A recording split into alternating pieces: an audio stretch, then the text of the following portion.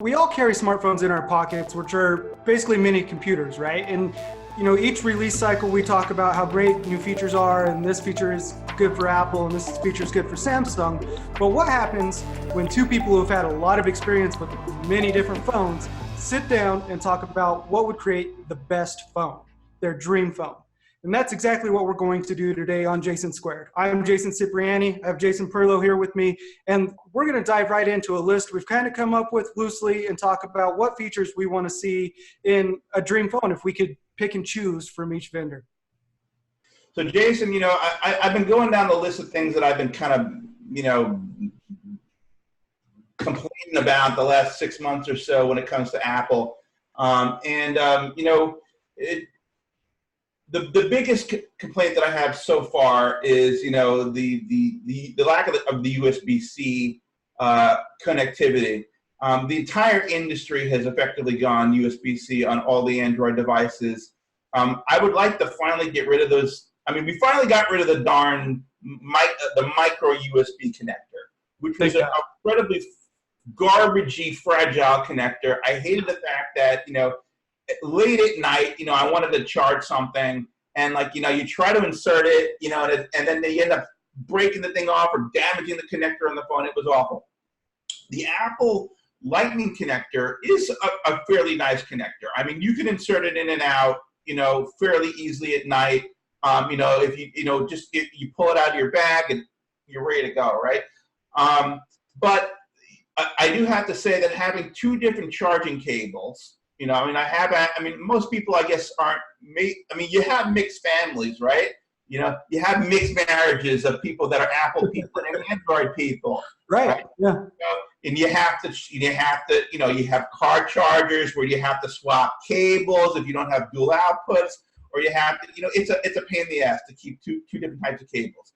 I would love to be able to standardize on the USB-C cable that is being used on every single Android device and lots of other consumer electronics devices. Yeah, I agree. The thing with Lightning is it's proprietary. If a vendor wants to create an accessory that works with it, Apple has to approve through its Made for iPhone program that they have to certify that accessory or that cable. Those MFI cables are so much more expensive. Right, yeah, there's a lot of hoops to jump through. It adds to the cost.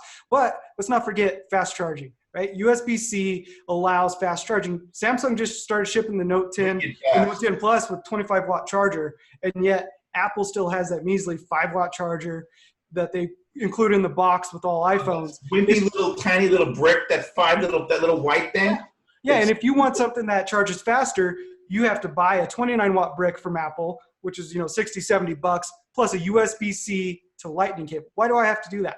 USB-C across the board. And we've talked about this before in past videos. USB-C as a whole, the standards for it are kind of messy. So I think someone like Apple adopting it and kind of pioneering or pushing forward what a industry-wide standard should be will kind of level the playing field, and we won't have all the issues with, not every fast charger works with the Note 10 because the standards are all over the place. So we definitely need someone to push forward that narrative or that standard, not narrative.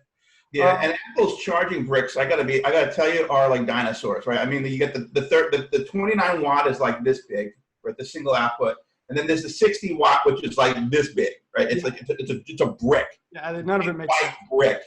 Yeah. And if you compare it to what Anker has, Wrap Power has with their, I forgot the name of the technology that's used to make the transistor smaller or the power pack actually smaller. But the ultra flat, these tiny little chargers that can deliver 30 watts or more output with the USB-C connection, they're great. I have my little, extra small tote bag that I use for grabbing all my gadgets on the go. And it fits in like this tiny. It fits in like this much space. Yeah, it's flattened with the receptacle and all that, so they don't take up a lot of space at all in your bag. You can always have that 30-watt or 60-watt charger with you. So I think that it's time that they finally upgraded their game on their chargers.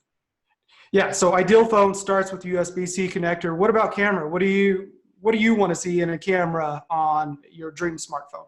So right now, we've been seeing the industry sort of standardize, or rather move towards multi-camera setups, right? To play all sorts of games with different types of depth of field. I think that we definitely need to have the time of flight sensor integrated into iPhone. That's something that all their competitors are doing. Samsung's doing it, Huawei is doing it, OnePlus is doing it. I don't know who isn't doing it at this point, at that $600 plus price range. Everybody has that 3D depth TOF sensor. Apple doesn't have one. Also, all that imaging stuff, all those advanced imaging technologies, artificial intelligence, machine learning stuff on the device that we've seen for Pixel 3 and Huawei with night mode. I mean, Apple's so behind the game with that, it's not even funny. We also cannot downplay what Google offers in terms of Google Photos with their cloud-based image manipulation capabilities. Sure. I use it on the iPhone, and it's fantastic. I use Google Photos as my standard iPhone, gallery system, just because iPhone's built-in stuff just isn't as good when it comes to image manipulation and cloud uploads. So I'd like to see Apple upgrade their cloud service significantly for that purpose. Yeah, I recently just actually switched away from Google Photos to Apple's iCloud Photos, but that's a whole nother issue and whole nother topic. But for my dream smartphone, honestly, I think I would go with the sensor setup that's in the Note 10 Plus or the S10 Plus. They're virtually the same. And the reason is, and yeah, I carry an iPhone primarily every day, but the pictures for me personally that come out of the Samsung devices, they're a little bit more saturated automatically, by default. Just the way they've tuned their sensor, they look amazing to me. And, I get more people asking me, hey, if I post, like this last week, I went fishing, took a picture of the lake, posted it, and I had people messaging me, what phone did you take that picture on? I could post 100 iPhone pictures and not one person is ever going to message me and say, what phone did you take that picture on? Yeah. And I'm not out looking to win awards for my photos. Most of my photos are of random stuff around the house I need to remember, or, pictures of my dog or my kids. But I want a reliable camera. And I agree, the time of flight and the quantum dot imaging stuff that's coming hopefully later. That would be awesome, but it's not a requirement. Right, yeah. But so give me Samsung's camera setup that has the wide angle built in. Apple doesn't have that right now. No. Google doesn't have that right now. I love being able to zoom out on a photo and not just zoom in. So give me basically essentially the Note 10 Plus camera setup in a phone, and I'm going to be more than happy.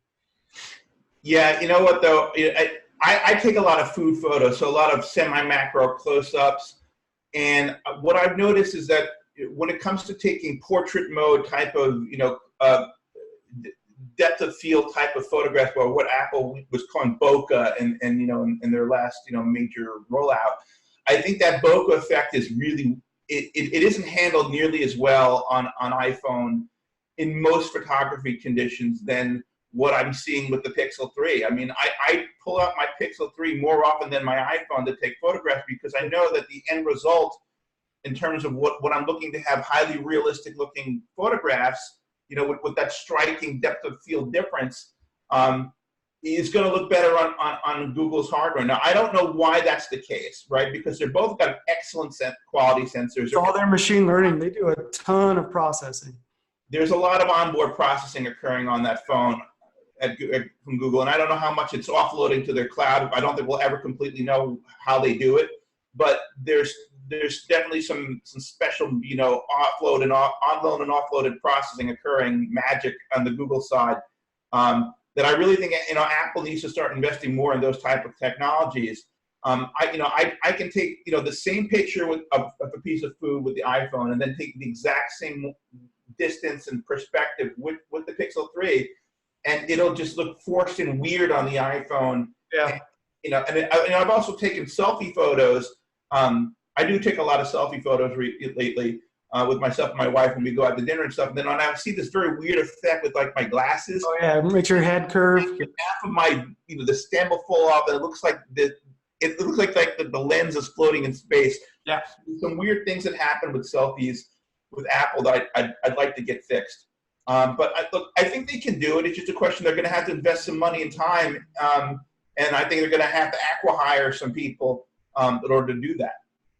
Yeah, so let me clarify. I guess I want Samsung's camera setup with Google's processing power, Apple's iCloud photo service. That's what I would want in my dream That would phone. be pretty killer. I have to admit that. So I already know how you feel about this one. You know how I feel about this one. But as far as authentication methods on a dream phone, I want to stick with Face ID. I don't care if you put an ultrasonic fingerprint sensor underneath the display. Give me facial recognition all day long. I like having the facial recognition. I just don't think it's a perfected technology yet.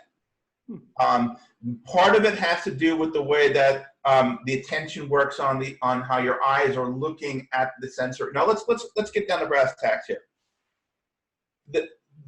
The advanced forward-facing sensor array thing is here to stay, and the other vendors are copying. From what we know about the Pixel 4, it has a very similar technology set up on the front. It should more or less be the same. Yeah. It should more or less be the same. How their algorithms, handle, the facial geometry mapping and how eye attention works and all that stuff. They might implement it a little bit differently, but for the most part, it's going to be a very similar type of a system. Yep. I don't expect to be perfect either, right? So I'm gonna hold Google to it if it's just as junky as the iPhones. I wouldn't call it junky, but okay. Okay, so I still want Touch ID back. I want it back just because a couple of reasons. One is when you're dealing with purchases on this thing, and you want to go buy something from the App Store.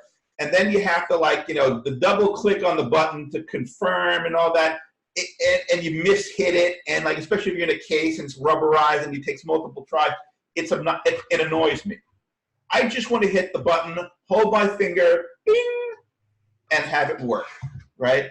We should have multiple methods of authentication available to us. We should have Face ID. We should have Touch ID. We should have key code. PIN code, right?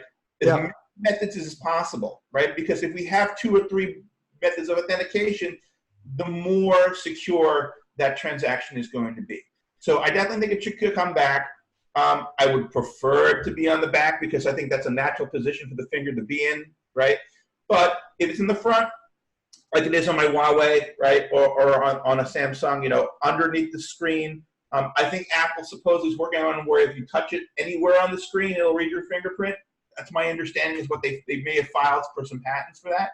But regardless, it is a good form of authentication. It's a fast form of authentication. When it comes to things like purchases, I think it's a more natural way of interacting with the user experience than your faces, the way that they have it now. I think that the button click thing is kind of a kludge when it comes to the purchases. Well, I've especially hated on the iPad because the iPad, you have to hold this big thing and then you have to click over here while you're looking at it.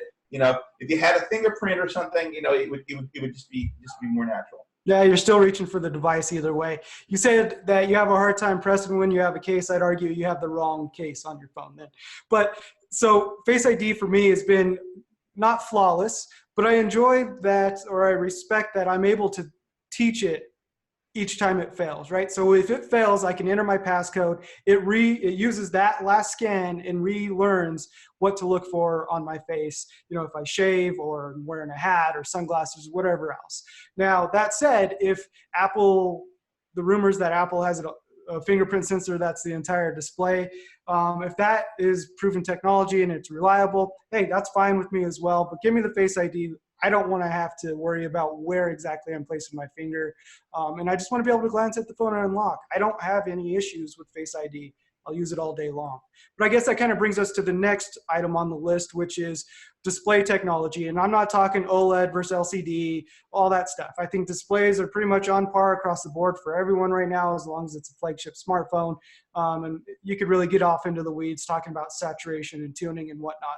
But more specifically, what we're talking about is hole punch, notch, all these other ways that companies are working around, including a front-facing camera and Face ID into a smartphone. I think we can agree that everybody hates this thing, right? Nobody likes the notch.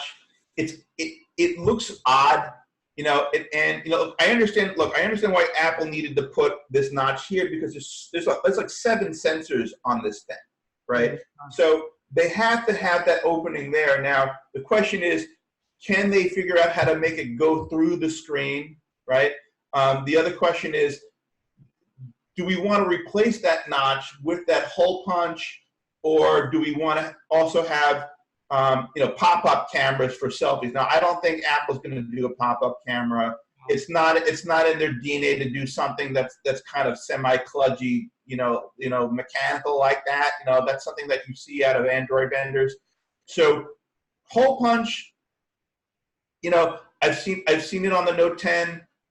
Technically, the Huawei, I like the way that the Huawei P30 does it. It's not like punched straight through the screen. It's just kind of like this tiny little nubbin notch on the top, which I think works very well. I think that would be great for Apple to do. But then, of course, they'd have to do something with the other sensors, right? Where do you place them? Where do you put them? There's an awful lot of sensor technology on the iPhone that most people don't realize is actually there. All the stuff that handle facial geometry and also proximity sensing and all that stuff is integral to the way that their authentication mechanisms and stuff work. So I don't know how easily they're going to be able to get around that notch. Maybe they just make a whole black bar all the way across the top, and then we're back to huge bezels on a phone, though, which we back to big bezels on a phone. Yeah, and the phones are going to look old instead of new. I think for me, Dream Phone, so we're allowed to take liberties here, I would assume, is everything under the display, right? Bezel-less phone, more or less. Put all those sensors under the display. You have the quantum dot projector, which I think is 35,000 dots it projects on your face that the cameras then scan and read to map your face, make sure it's you, since Face ID is so great. And so I really would love to see it all put under the display. But if we're going to go with what's available right now, I'm perfectly okay with using the hole punch or the double wide hole punch or whatever that is, the cutouts, especially with the way Samsung has kind of embraced those cutouts. If you switch to the front facing camera, the lighting around the hole punch, there's, a cool little animation. And they've, instead of hiding from it, they've kind of said, hey, yep, we had to cut a hole in the display. Here's where your camera is. Let's have fun with it. And I truly appreciate that approach to it. So Jason, here's a little subject that I'm very touchy on, with all this gadgetry and stuff and making these really big, gorgeous front, all glass fronts and it is a durability compromise. Sure. Let's face it, if you're walking around naked with your iPhone, a naked iPhone is not a good thing. I mean, you basically will trash your iPhone on the first day you own it. My wife would absolutely trash it the first day she owned it if she used it caseless, okay? I happen to like, these OtterBox and Life Proofs, right? I think you get a lot of water and stuff. But this is really the only way you're going to keep this thing from getting destroyed. So any sexy aspect of this phone's design, right? Look, it's a great looking industrial design. It's gorgeous. But the reality is most of us really do have to use cases the second that we buy it, right? And honestly, why doesn't Apple just change the game, right? I remember when Samsung had the Galaxy Active, and I don't think they ever announced a new version of the Active for the S10. I don't know how popular a phone it was. Yeah, it was mainly a business phone. It was mainly a business phone, but it didn't need a case. It had a case built into it. The high impact case was on it, and actually reduced the bulk of the phone with a case because it had to integrate it into the phone's casing, right? So I think Apple should do, because they have this trend with watch, right? A sports version, a sports version of the iPhone that is already protected. You don't have to go out and buy $90 LifeProof cases for this thing. And I think they can do something with industrial design to make it not look like a brick. I think they can make it look like a sexy sports device, right? I don't know, partner with Nike or something, whatever it is, make it bright yellow or, whatever for, whatever you want to do, some cool color combination specific to sporting. But they can make I wouldn't call it ruggedized, but a more durable, active version of the iPhone. I would buy that in a New York second. So I see the argument. I appreciate it, but I don't agree at all. This is my 1-year-old iPhone XS Max without a case the entire time. I hate cases. I hate the bulk. I hate the added weight.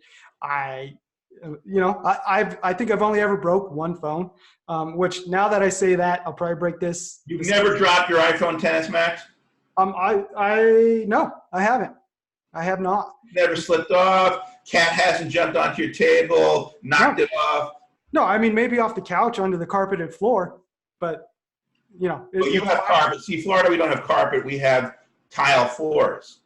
Well, that's a big difference. But even at that, that's what Apple Care Plus is for.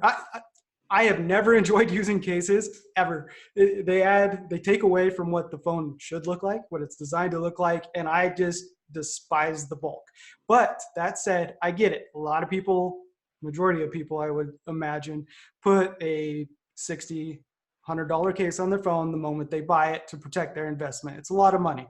So should there be another option? Sure. But is it in my dream phone? Not even close. Not even close. So let's go on to the next topic. And I think we could probably combine these two into one. And that is operating system and more specifically, iMessage. So for me, iMessage across the board should be on Android, whatever platform. It needs to be there. Dream phone has to have iMessage. But I think Dream operating system is kind of a mixture of Android and iOS. So you want iOS to be more Android-like? Yeah, I wouldn't mind that at all. I love the flexibility that Android provides with widgets. I know, widgets. Oh my God. But I also like that I can assign default apps. Why can we not assign default apps in iOS? I agree. That's a serious weakness. Look, it's my phone. I own it. Let me use it how I want. They already handicap browsers in forcing them to use WebKit instead of being able to use their own engine. Like Chrome is just using Apple's WebKit. It's basically a skinned version of Safari, more or less. Let me use it. Let me set Chrome as my default browser if that's what I want to do, or Outlook as my default. Actually, the new version of Edge that just came out today for Mac is a wonderful browser. I'd love to see it ported and usable on iOS. But there's no incentive to do that because they have to use the same WebKit. Yeah, that stinks. It just, but so yeah, I want to see them more or less merged and melded together, taking some of the best features, but not eliminating the security and the reliability that is iOS. Android still has performance issues, still has their vulnerabilities that we see, or apps getting through the Play Store that shouldn't have been there. All of that, put that aside, and then keep Apple's security and reliability for iOS. What do you think? Well, the more flexibility you add, the more complexities you introduce into the system, right? So I like the fact that iOS is simple, easy to navigate, and the more features they've added into it, the more of a mess, quite frankly, the control panel and the settings area has been. I mean, now you have to deep dive into that settings to find stuff 3 layers down. It's complicated. Sure.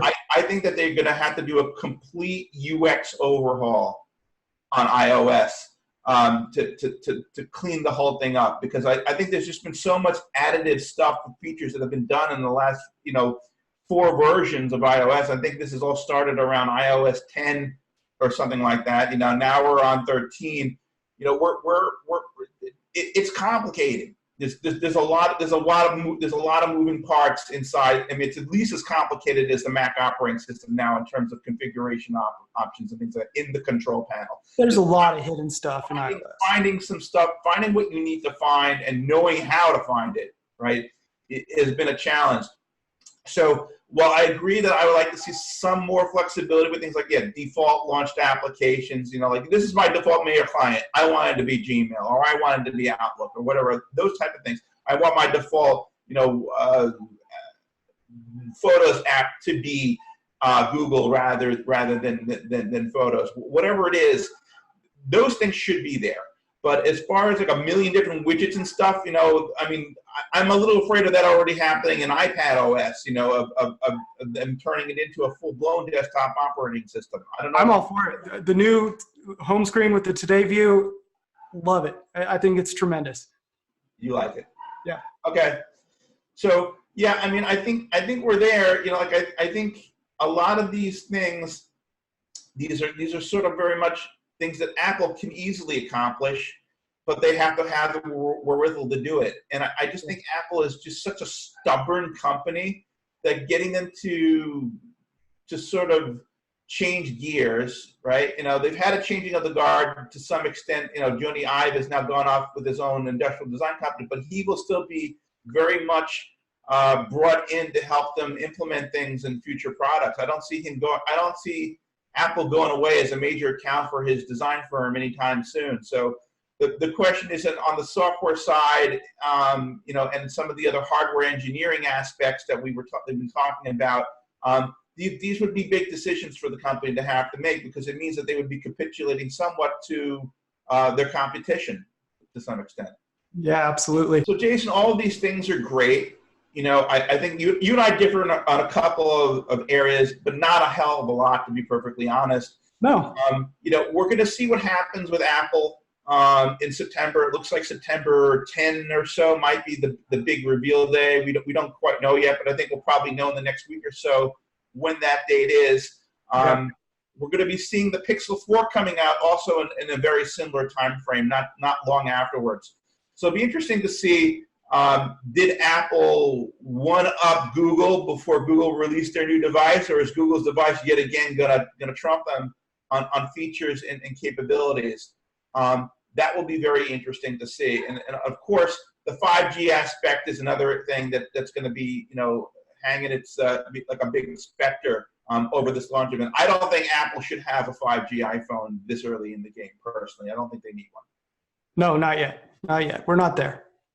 Agreed. Well, that's J2 for you guys this week, and thanks for tuning in.